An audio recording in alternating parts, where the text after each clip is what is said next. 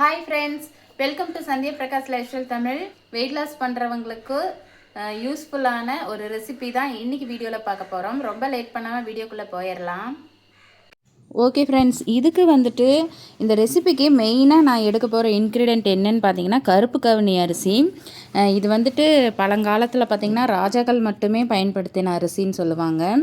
இதில் வந்துட்டு நார்ச்சத்து, இரும்பு சத்து, விட்டமின் இ இது எல்லாமே இருக்குது. இதுதான் வந்து மெயினாக எடுக்க போகிறேன். அதாவது அந்த அரிசி வந்து ஒரு பங்கு எடுக்கிறோம் அப்படின்னா மற்ற இன்க்ரீடியண்ட்டெல்லாம் அதிலிருந்து பாதி, அதாவது அந்த டம்ளரில் ஒரு டம்ளர் கருப்பு கவுனி அரிசி எடுத்தேன். அதுக்கப்புறம் ரெண்டாவது வந்து பார்லி அரிசி அரை டம்ளர், பச்சை பயிறு, கொள்ளு ரெண்டுமே அரை அரை டம்ளர் எடுத்திருக்கேன். இது எல்லாமே எல்லாமே வந்து வெயிட் லாஸ்க்கான ரெசிபி தான், உங்களுக்கு பார்க்கும்போதே தெரியும்னு நினைக்கிறேன். அது மட்டும் இல்லாமல் உளுந்தம்பருப்பு வந்து அந்த பச்சை பயிறு வகைகள்லாம் எடுத்தேன் இல்லைங்களா, அதிலிருந்து பாதி தான் எடுத்திருக்கேன். ஏன்னா கருப்பு உளுந்து யூஸ் பண்ணுறது ரொம்பவே நல்லது. இன்றைக்கி என்கிட்ட கருப்பு உளுந்து இல்லைன்றதுக்காக குண்டு உளுந்து, வெள்ளை உளுந்து போட்டிருக்கேன். அதுக்கப்புறம் பார்த்திங்கன்னா வெந்தயம் வந்து 1/2 டீஸ்பூன், அதுக்கப்புறம் 1 ஸ்பூன் மிளகு, சீரகம் 1 ஸ்பூன். இது எல்லாமே வந்து அவ்வளோதாங்க. இதோட இன்க்ரீடியண்ட் வந்து அவ்வளோதான் நான் யூஸ் பண்ணது. இதில் பார்த்தீங்கன்னா மெயினாக வந்து கருப்பு கவுனி அரிசி தான் வந்து மெயினாக எடுத்திருக்கோம். அதில் தான் ஏற்கனவே சொன்ன மாதிரி இதயத்துக்கு ரொம்பவே நல்லதுங்க, ஆன்டி ஆக்சிடெண்ட்டாகவும் யூஸ் ஆகும். அதுக்கப்புறம் பார்த்திங்கன்னா பார்லி அரிசியில் பார்த்திங்கன்னா நிறைய ப்ரோட்டீன் இருக்குது. அதாவது நார்ச்சத்து, கொலஸ்ட்ரால் கண்ட்ரோலு, வயிறு உப்பசந்த, அதாவது நம்ம டயட் ஃபாலோ பண்ணும்போது பசி எடுக்கிற மாதிரியே இருக்கும் இல்லையா, அந்த வயிறு ஃபுல்ஃபில்லாக இருக்கிற மாதிரி ஒரு ஃபீல் கொடுக்கும். கொள்ளு வந்து சொல்லவே வேண்டாம். கொள்ளு, பச்சை பயிரெல்லாம் பார்த்திங்கன்னா வெயிட் லாஸ் பண்ணுறவங்க அவங்க யூஸ் பண்ணுற மெயின் பயிர் வகைகளே அது 2 தாங்க. இந்த டம்ளரில் தான் நான் வந்து எடுத்திருக்கேன். உங்களுக்கு நான் வேணும்னா டிஸ்கிரிப்ஷனில் வந்துட்டு இதோட அளவுகளோடு நான் கொடுக்குறேன். அதாவது கிராம் கணக்கில் எவ்வளோ போடணும் அப்படின்றத எனக்கு தெரிஞ்சதை நான் உங்களுக்கு ஷேர் பண்ணுறேன். ஓகே ஃப்ரெண்ட்ஸ், இது எல்லாம் பார்த்திங்கன்னா தனித்தனியாக தான் வந்து நம்ம வந்து ட்ரை ரோஸ்ட் பண்ணி எடுத்துக்கணும். நான் ஆல்ரெடி பார்த்திங்கன்னா வாஷ் பண்ணி வெயிலில் காய வச்சுருக்கேன். அது வந்து உங்களோட விருப்பம்தான். அதுக்கப்புறம் கருப்பு கவுனி அரிசி ஃபஸ்ட்டு தனியாக போட்டு ட்ரை ரோஸ்ட் பண்ணி எடுத்துக்கிட்டேன். அதாவது ஆயில் எதுவுமே போடக்கூடாதுங்க, சும்மா அப்படியே வறுத்து, அதாவது அந்த ஸ்மெல்லு வரும் நமக்கே, ரொம்ப தீயவும் விட்டுறக்கூடாது, அப்படியே லைட்டாக வறுத்து எடுத்துக்கணும். ஏன்னா அப்போ தான் பவுட்ரு பண்ணும்போது நம்மளுக்கு வந்து ஃபைன் பவுடராக கிடைக்கும், நல்லாயிருக்கும் அந்த ஸ்மெல்லு எல்லாமே. இப்போ இதெல்லாம் வந்து வறுத்து ரெடி பண்ணி வச்சாச்சுங்க. இதில் என்னெல்லாம் போட்டிருக்கேன் அப்படிங்கிறது எக்ஸாக்டாக நான் டிஸ்கிரிப்ஷன் பாக்ஸில் வந்து பொருட்கள், தேவையான பொருட்கள், அதுக்கப்புறமா அதோட அளவுகள் எல்லாமே வந்து டிஸ்கிரிப்ஷன் பாக்ஸில் நான் கொடுக்குறேங்க.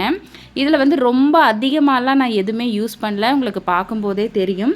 இது வந்து மிக்சியில் போட்டு வீட்டில் அரைச்சிட்டு சிரமப்பட்டுட்டு இருக்கிறதுக்கு பதிலாக இந்த மாதிரி மிஷினில் கொடுத்துட்டோம்னா ஃபைன் பவுடராக இந்த மாதிரி அரைச்சி கொண்டு வந்து கொடுத்துருவாங்கங்க. இது கூழ் தான், நம்ம ராகி கூழ் இதெல்லாம் எப்படி செய்வோமோ அதே மாதிரி கூழாக காய்ச்சி ஒரு 2 ஸ்பூன் போட்டால் போதுங்க. 2 பேர் தாராளமாக குடிக்கலாம், கூழாக காய்ச்சி குடிச்சிக்கலாம். இது வந்து மார்னிங் பிரேக்ஃபாஸ்ட்டாக சாப்பிட்றதுனாலும் சாப்பிட்லாம்.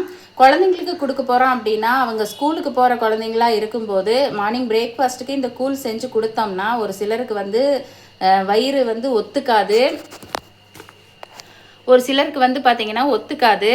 அதனால் குழந்தைங்களுக்கு வந்து ஈவினிங் டைமில் கொடுக்கலாம். ஏன் அப்படி சொல்கிறேன்னா, ஒரு சிலருக்கு வந்து ஸ்டமக் அப்செட் ஆகும், அந்த தொந்தரவெல்லாம் ஆகக்கூடாது அப்படிங்கிறக்காக வீட்டுக்கு வந்தப்புறம் கொடுக்கலாங்க. இதோட சேர்த்து வெயிட் லாஸ் பண்ணுறவங்களா இருந்தாலும் சரி, யாராக இருந்தாலுமே சரி, இந்த மாதிரி சுண்டல், ஏதாவது ஒரு சுண்டல், அதுக்கப்புறமா முட்டை சாப்பிட்றவங்களா இருந்தால் முட்டை, அதுக்கப்புறம் வீட்டில் வந்து பொரியலுக்காக செய்வோம் இல்லைங்களா காய்கறி, அது எடுத்துக்கலாம். சைடிஷாக எடுத்துக்கிட்டு இந்த கூழ் ஒரு டம்ளர் குடிச்சிட்டா போதுங்க.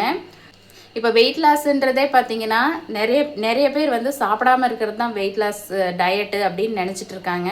கண்டிப்பாக அது கிடையாது.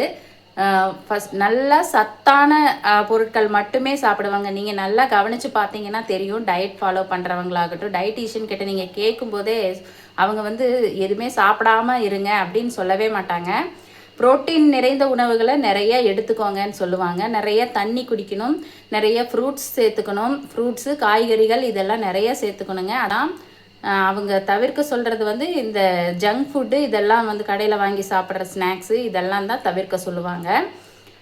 அதுக்கு வந்து இந்த பிரேக்ஃபாஸ்ட்டுக்கு வந்து இந்த கூழ் வந்து ரொம்பவே வந்து ஹெல்த்தியானது. இதுக்காக நான் இதை சாப்பிடணும்னு சொல்கிறேன்னு பார்த்தீங்கன்னா, டயட்டு அப்படிங்கிறதெல்லாம் தாண்டி ஹெல்த்தி லைஃப் ஸ்டைல் குழந்தைங்களுக்கும் சரி பெரியவங்களுக்கும் சரி ஹெல்த்தியான ஒரு ஆரோக்கியமான உணவை கொடுக்கணும் அப்படிங்கிறதுக்காக தான் இந்த ஒரு விஷயத்தை வந்து நான் ஃபாலோ பண்ண சொல்கிறேன். நானுமே வந்து ரொம்ப நாள் ஆயிடுச்சு இதை விட்டு. இப்போ தான் வந்து அளவாக அதுவும் ரெடி பண்ணி வச்சுருக்கேன். இனிமேல் வந்துட்டு ரெகுலராக பிரேக்ஃபாஸ்ட்டுக்கு எடுத்துக்கலாம் அப்படின்னு நானுமே நினச்சிட்ருக்கேன். ஓகே ஃப்ரெண்ட்ஸ், இந்த வீடியோ பிடிச்சிருந்தால் மறக்காமல் ஒரு லைக்கை தட்டி விட்டுருங்க. ஓகே, தேங்க்ஸ் ஃபார் வாட்சிங்.